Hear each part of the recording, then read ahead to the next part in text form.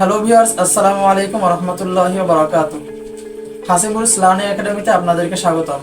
আপনারা সবাই কেমন আছেন? আলহামদুলিল্লাহ, আপনি কেমন আছেন? আলহামদুলিল্লাহ, আল্লাহর রহমতে আমিও ভালো আছি। তো আমাদের আজকের টপিক হলো টেন্স।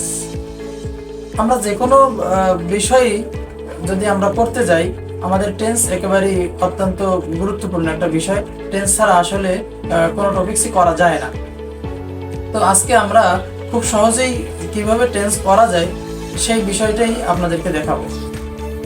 তো দেখেন, আজকে আমরা এমনভাবে টেন্সটা শিখব যাতে আপনি একটা বা দুটো শব্দ দেখলেই আপনি বুঝতে পারেন এটা কোন টেন্স। তো আমরা শুরু করি। দেখেন, এখানে আমি একটা রুলস লিখে রেখেছি। যেমন প্রত্যেকটা টেন্সের জন্য, যেমন present indefinite V1, present continuous am is are, present perfect have has, present perfect continuous have been has been। আপনারা খাতা কলম নিয়ে বসেন, তারপরে লিখে ফেলুন। Present indefinite V1, present indefinite V1, present continuous am is are, present continuous am is are, present perfect have has, present perfect have has, present perfect continuous have been has been। Present perfect continuous have been has been। তো এগুলো আপনি লিখে রাখেন। তারপরে আসি, আমাদের চলে গেল প্রেজেন্ট, এখন আসবে past.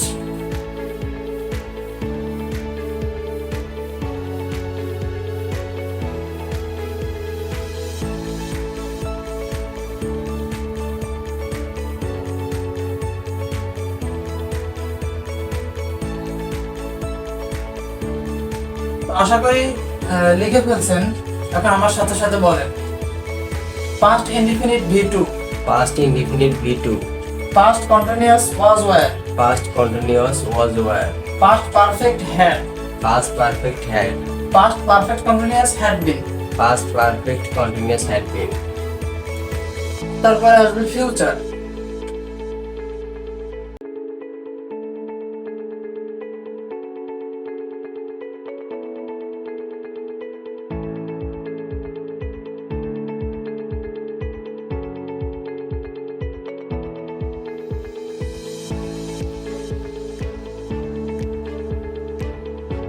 Indefinite shall will, future indefinite shall will, future continuous shall be will be, future continuous shall be will be, future perfect shall have will have, future perfect shall have will have, future perfect continuous shall have been will have been। Future perfect continuous shall have been will have been।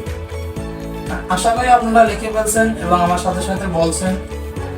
তারপরে এখন এটা একেবারেই আপনাদের মুখস্থ করে করতে হবে,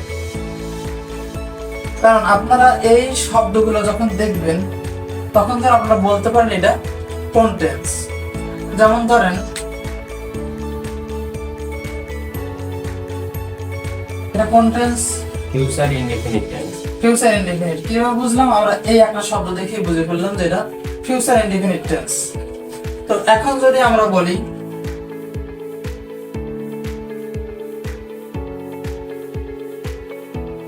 এখন এখানে আমরা লিখছি I am going to school, এটা কোন টেন্স হবে? Present continuous. প্রেজেন্ট কন্টিনিউয়াস আমরা কেমনে বুঝলাম? am, অ্যাম, কারণ আমরা শিখছি যে অ্যাম ইজ আর। এখন আমাদের আর একটা স্লোগান মনে রাখতে হবে।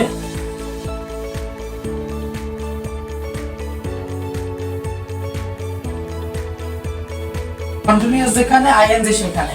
যেখানে যখন আমি ফিউচার কন্টিনিউয়াস, ফিউচার কন্টিনিউয়াস কোথায়? এই যে ফিউচার কন্টিনিউয়াস। Future continuous. এখন ধরুন ফিউচার কন্টিনিউয়াস একটাই আপনাদের জন্য লিখতেছি। দেখেন,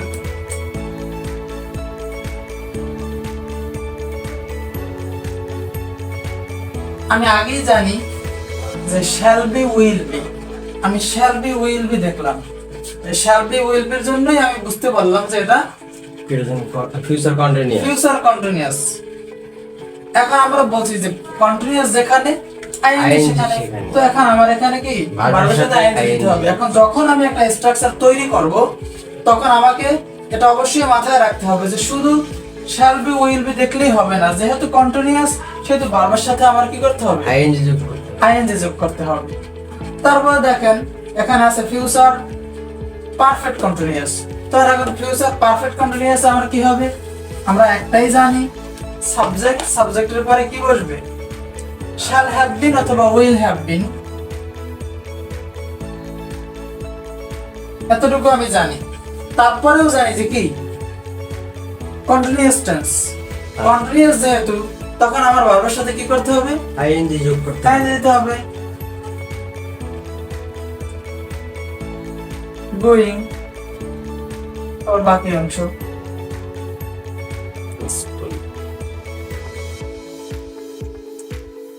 তার স্ট্রাকচারটা আমাকে এভাবেই সাজাতে হবে। আমি সাবজেক্ট দেওয়ার পরে আমার টেন্স ধরার যে চিহ্নটা আছে,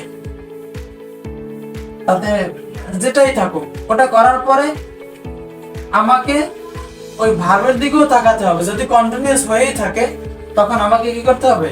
ভার্বের সাথে আইএনজি যোগ করতে হবে। তো আমরা কিছু প্র্যাকটিস করতে পারি এবং আমরা একেবারেই এটাকে ঠুটস্থ করে ফেলবো যে present indefinite V1, present continuous am is are, present perfect have has, present perfect continuous have been has been, past indefinite V2, past continuous was were, past perfect had, past perfect continuous had been, future indefinite shall will, future continuous shall be will be, future perfect shall have will have, future perfect continuous shall have been will have been। আমাদেরকে এভাবেই ওটা টানা মুখস্থ থাকতে হবে। এটা যখন মুখস্থ থাকবে তখন আমি একটা বা দুইটা শব্দ দেখেই আমি বুঝতে পারবো এটা কোন টেন্স, এবং আমি সেই স্ট্রাকচার অনুযায়ী আমি সেন্টেন্সটা গঠন করতে পারবো। তো আজকের ক্লাস এতটুকুই। সামনের ক্লাসে আমরা আবার এই টেন্সের বাংলা রূপটা শিখব, যাতে বাংলায় একটা কথা শুনলেই আমরা বুঝতে পারি এটা কোন টেন্স।